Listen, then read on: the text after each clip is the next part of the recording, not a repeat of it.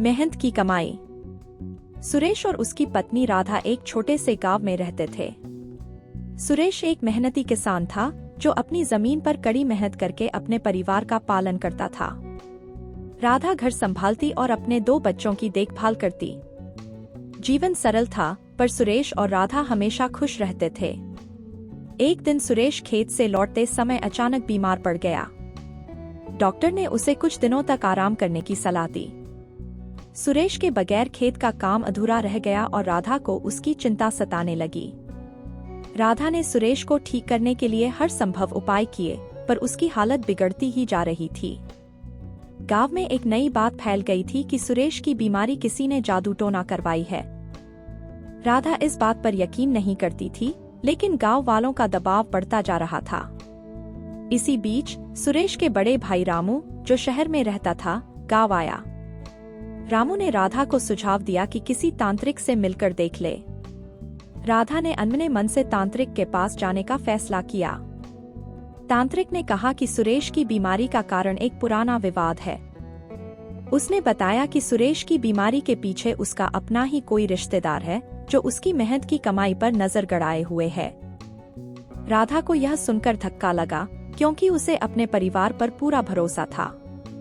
तांत्रिक ने राधा को एक उपाय बताया। उसे एक विशेष पूजा करनी होगी और सुरेश की बीमारी दूर हो जाएगी।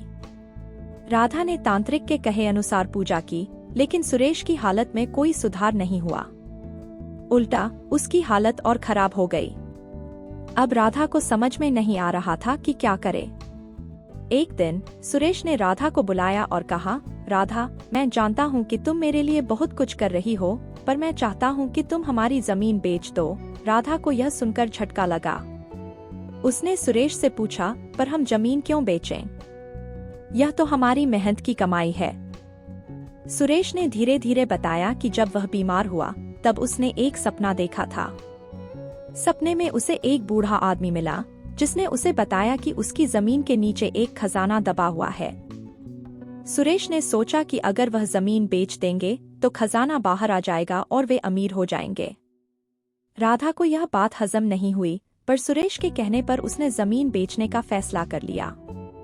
जमीन बिकने के बाद सुरेश और राधा ने वह पैसा संभाल कर रखा, लेकिन इसके बाद भी सुरेश की बीमारी ठीक नहीं हुई।